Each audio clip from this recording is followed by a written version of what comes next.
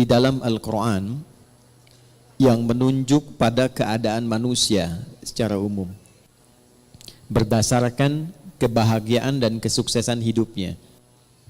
Ada berapa jenis? 4 ya. 1, ini yang paling ideal. Manusia yang mendapatkan kebahagiaan, kesuksesan dunia dan akhirat. Jadi dunianya dia bahagia, sukses, akhiratnya pun dia bahagia dan sukses. Dan umumnya ini yang memang diharapkan oleh setiap insan, sehingga doa-doa yang dipanjatkan pun malam dan siang itu tidak lepas dari 2 permohonan ini. Itu ada di Al-Quran surah kedua Al-Baqarah di ayat 201, paling kanan sebelah bawah di mushaf tuh.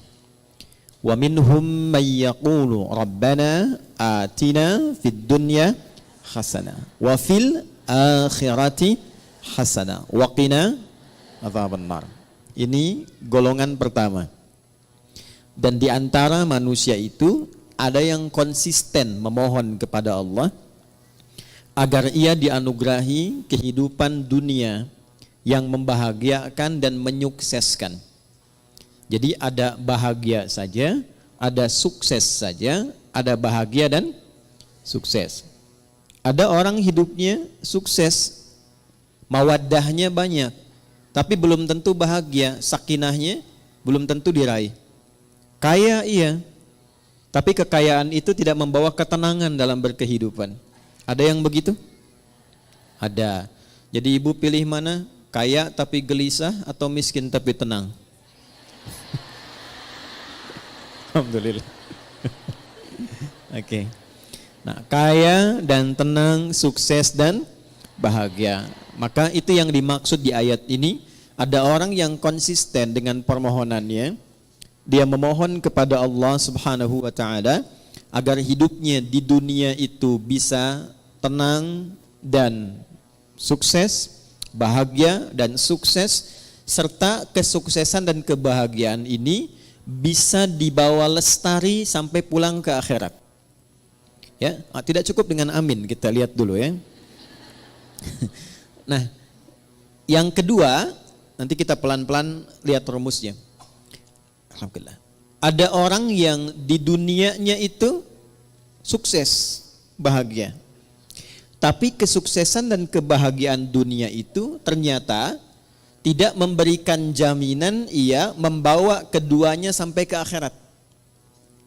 Tapi menariknya kata Al-Quran, secara psikologi ada manusia yang penting dunianya sukses dulu. Yang penting dunianya bahagia dulu. Ya, kalau bahasa manusianya kekinian, ya nikmati aja yang sekarang, yang nanti kan belum jelas gitu. Ada yang begitu? Itu pasti akan ditemukan. Karena golongan ini pun diisyaratkan di Al-Quran di ayat yang ke-200-nya. Jadi kalau tadi 201, kita naik sedikit ke atas ke ayat 200, kita akan temukan tipikal golongan demikian. Wa minan nasi may yaqulu rabbana atina fid dunya. Udah, kalau nggak hafal diam aja ya. Hasanahnya nggak ada di situ. Hasanah itu khusus untuk 201 ya. Baik, kalau hafalan masih di ayat 1, jangan diterusin dulu ya. Wa minan nasi may yaqulu rabbana atina fid dunya wa ma lahum fil akhirati min khalaq. Dan di antara manusia ada yang hidupnya memang diliputi oleh harapan dunia saja. Hasanahnya nggak disebutkan. Ini kuncinya nanti. Dan dia tidak punya orientasi akhirat. Yang penting kerja, nikmati. Dapat rumah yang megah, nikmati. Kendaraan yang mewah, nikmati. Bisa jalan-jalan, senang. Urusan sholat, ya nanti. Baca Al-Quran, gak harus.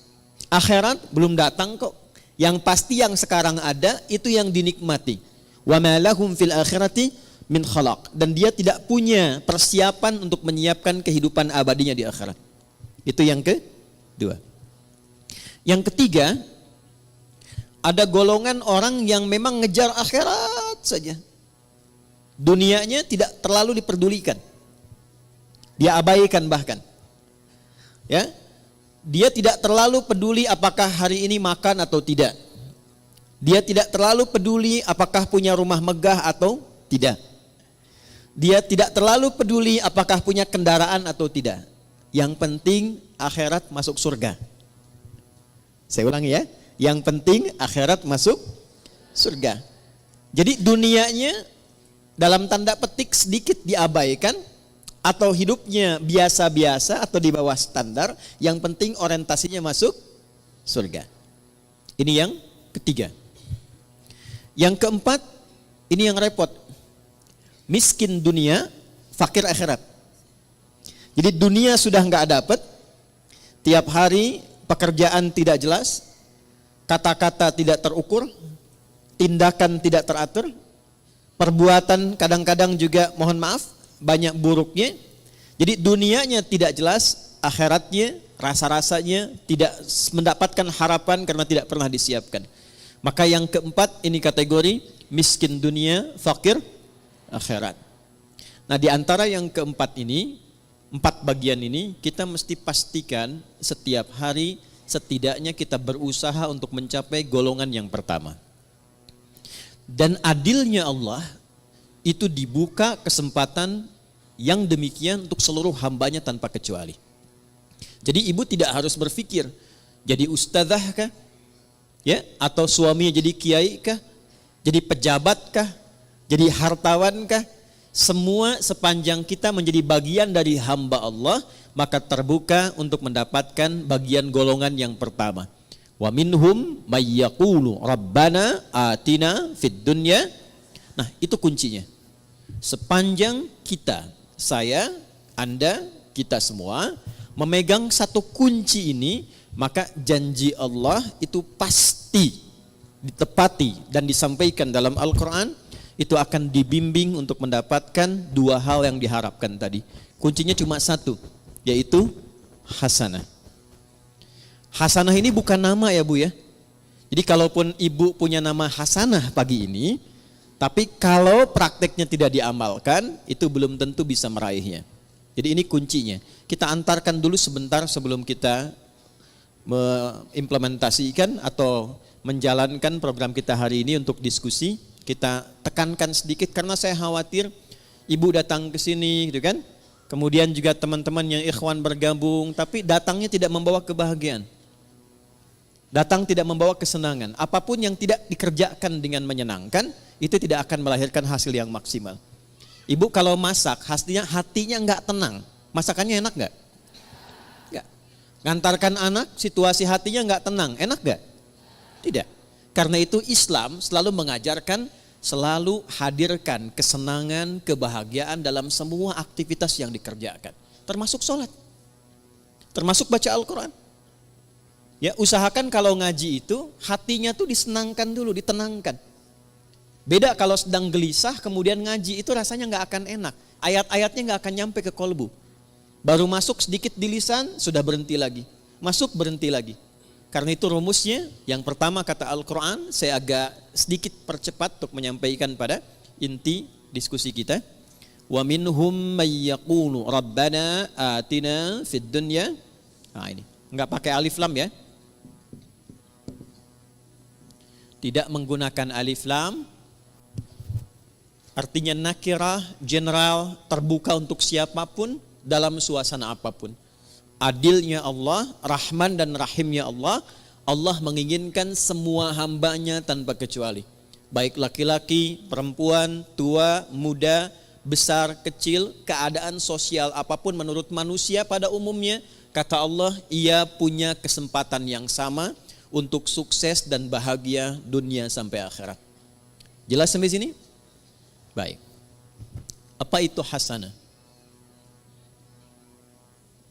Ya. Ada yang tahu hasanah itu apa? Ya. Ya itulah ya. Baik. Satu paling gampang dulu ya, pelan-pelan. Hasanah itu sifat dari karakter ihsan. Nanti satu kata, akar dasarnya itu hasuna, hasan. Nanti kegiatan untuk mendapatkan itu disebut ihsan, ahsana yuhsinu. Nah, akumulasi karakternya, sifatnya, atau bahkan value hasilnya, itu disebut hasanah namanya. Jadi kalau kita mengerjakan sesuatu dengan sifat ihsan, nah itu hasilnya disebut dengan hasanah. Saya ulang ya. Kalau kita mengerjakan segala hal dengan sifat ihsan. Sifat ihsan. Ini, ihsan.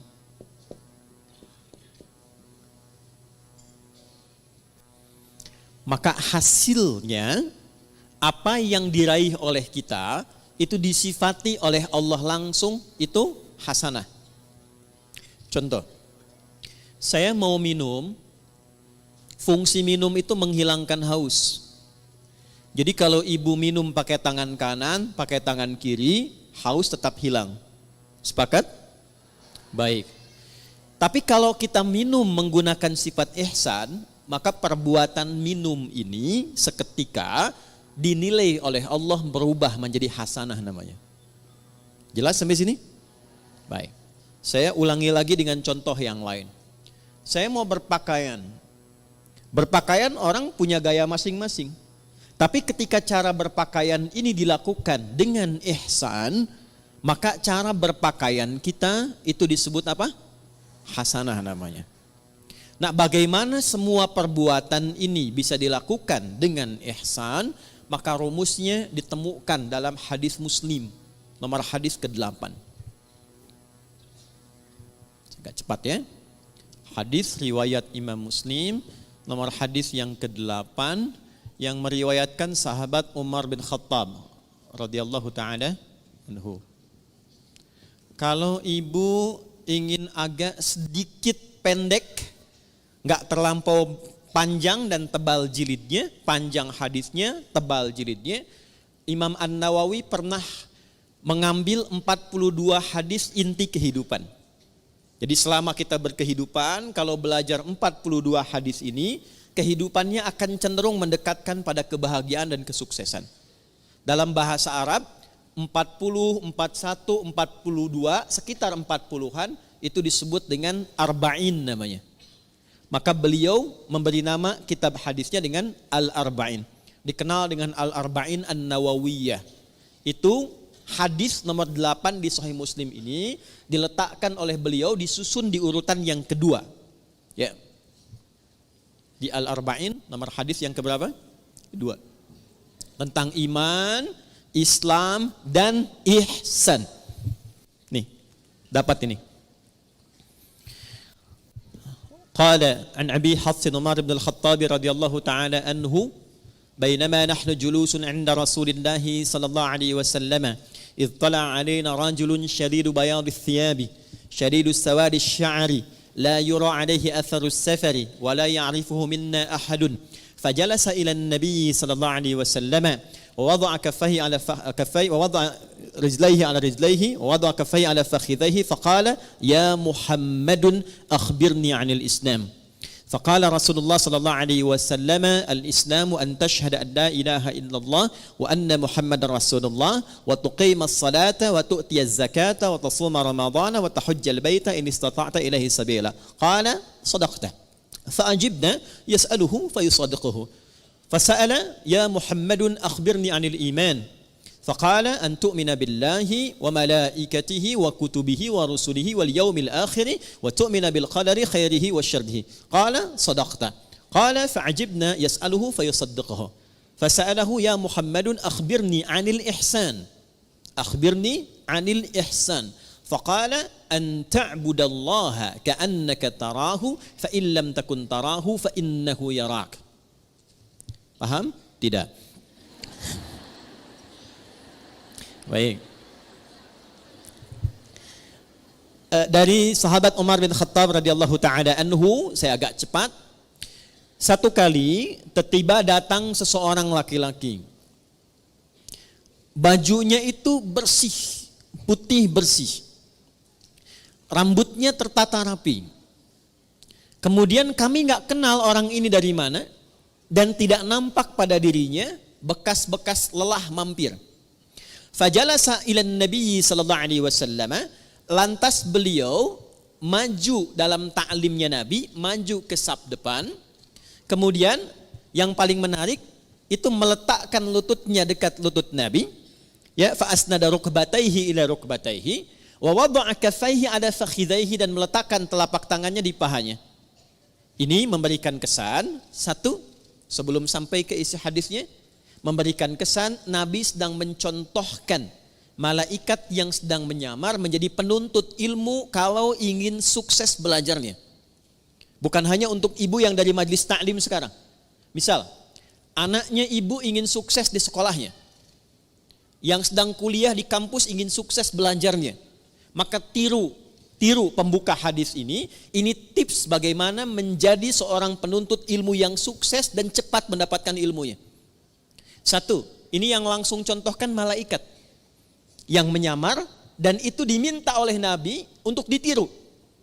Karena nanti di akhir hadisnya Nabi mengatakan, hadza Jibril atakum liyu'allimakum dinakum. Ini Jibril yang sedang menyamar, datang untuk mengajarkan kepada kita bagaimana tentang pokok-pokok ajaran agama kita.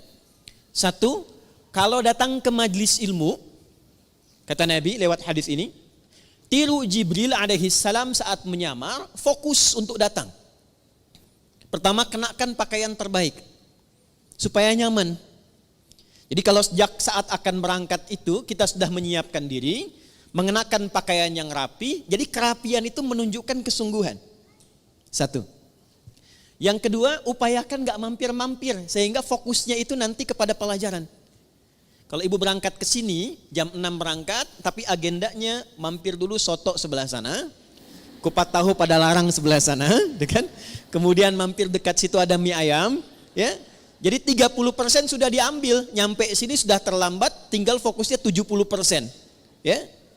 Oke, kemudian ketika sampai, upayakan sedapat mungkin ambil saf pertama. Sedapat mungkin. Ya, kemudian terus ke belakang, terus ke belakang, terus ke belakang. Sehingga apa yang kemudian disampaikan lebih mudah didengar. Lebih jelas, lebih baik.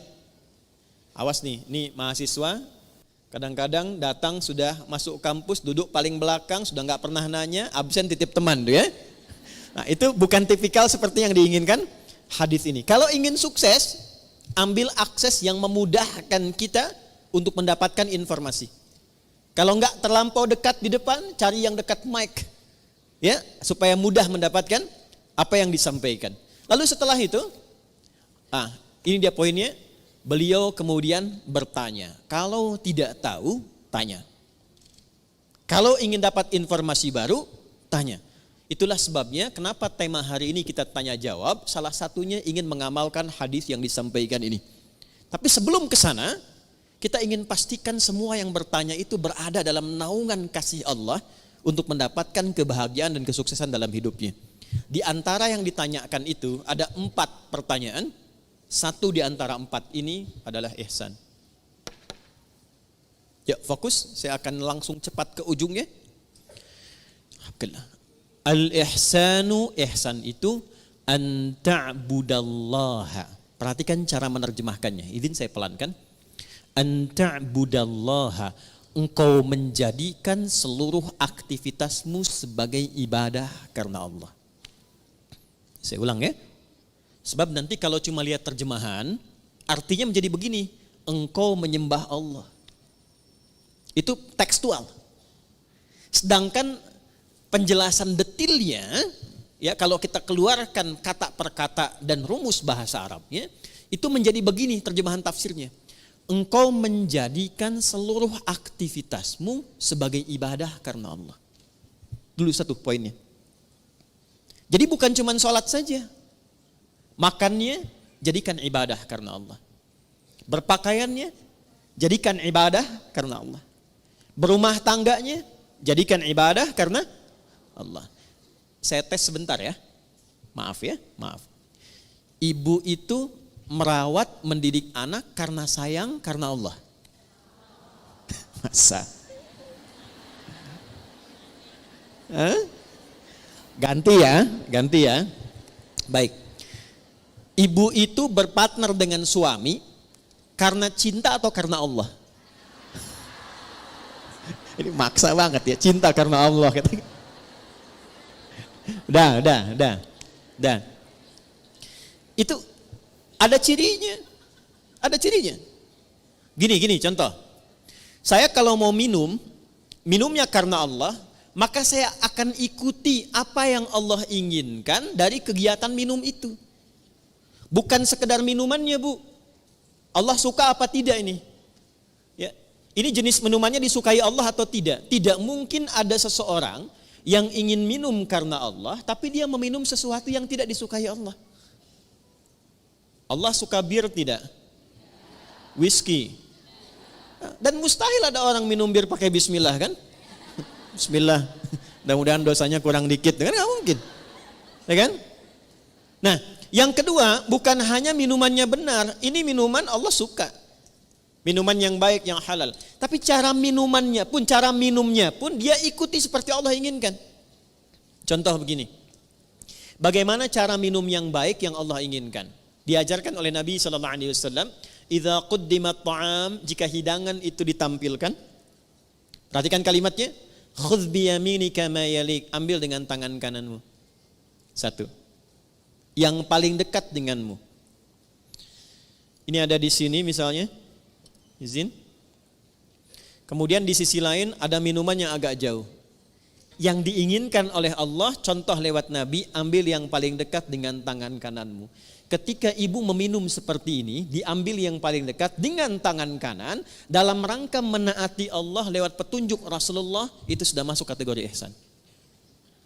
Selanjutnya, Sammillaha au qulu bismillahirrahmanirrahim. Sebelum diminum, ucapkan dulu Bismillahirrahmanirrahim.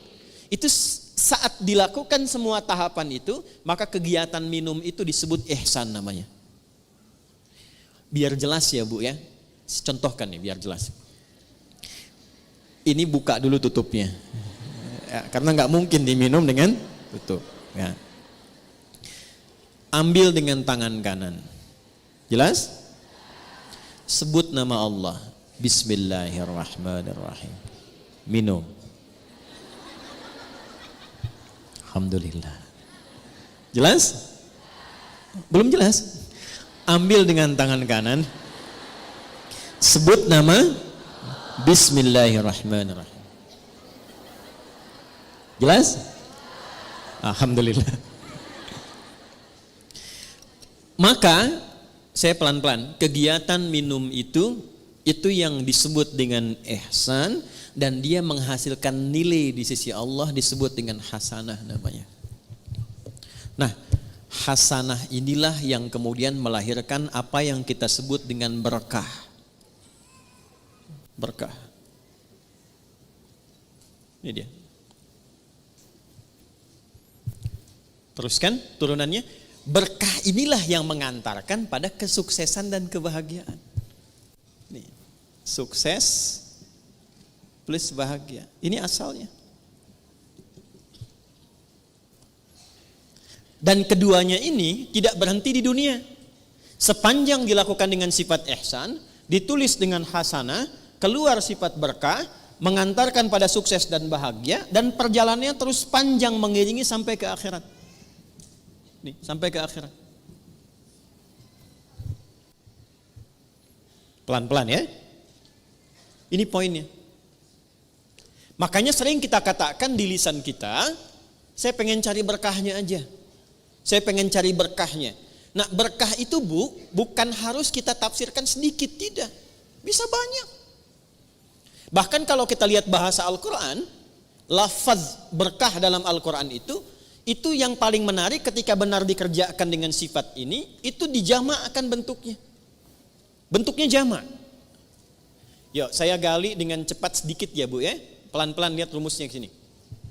Pekerjaan dikerjakan dengan apa tadi? Nah, rumus untuk menjadi ihsan itu rumusnya 2, iman plus takwa.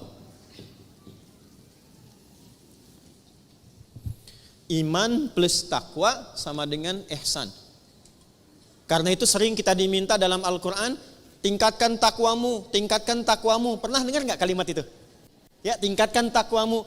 Dan kalimat takwa itu seringkali dibuka dengan iman atau disandingkan dengan iman. Ali Imran ayat 102, ya ayyuhalladzina amanu taqullaha haqqa tuqatih. Iman dan takwa, iman dan takwa. Kenapa kita diminta beriman dan bertakwa? Supaya muncul karakter ihsan. Kenapa bisa menjadi ihsan? Supaya mendapatkan hasanah. Kenapa hasanah penting? Supaya meraih berkah. Kenapa berkah penting? Supaya harapan kita terkabulkan. Semua pekerjaannya sukses, hasilnya membahagiakan. Dan jaminannya bukan cuma di dunia, akan wafatnya juga diberikan kedamaian. Di alam kuburnya diberikan keberkahan. Di akhiratnya dibuka keberkahan. Jadi kalau sudah muncul iman takwa, lahir ihsan, itu keberkahan dibuka di langit dan di bumi. Saya ulangi, di langit dan dibuka, di langit dan di bumi itu dibuka. Ada di Quran surah ke-7 ayat 96. Rumusnya ini ada Quran di Quran surah ke-7 Al-A'raf ayat 96. Yuk kita lihat pelan-pelan. Walau anna ahlal qura, buka mushafnya, amanu iman, wattaqau taqwa, la fatahna alaihim barakatin, berkah jamak sifatnya. Lihat ayatnya. La fatahna alaihim barakatin minas sama'i wal ardh. Langit dan bumi. Ada ayatnya? Quran surah 7 ayat 96. Walau anna ahlal qura amanu wattaqau la fatahna alaihim barakatin minas sama'i wal ardh. Ada ayatnya? Oke. Sudah? Pelan-pelan. Jadi ketika ayat itu diturunkan kepada Rasulullah sallallahu alaihi wasallam, yang diinginkan bukan sekedar jadi bacaan. Kita baca dapat pahala insyaallah. Dapat pahala dan pahalanya pun disebut hasanah. Tapi kalau kita amalkan isinya, nah amalan itulah yang menjadikan kita mampu meraih keberkahan, sehingga keberkahan ini mengiringi kesuksesan dan kebahagiaan yang kita harapkan dalam berkehidupan di dunia. Jadi kalau ayat rumah tangga dibawa ke rumah tangga, dipraktekkan dengan sifat ihsan. Suami menjadi suami dengan sifat ihsan. Istri mempraktekkan ayat Quran dengan sifat ihsan.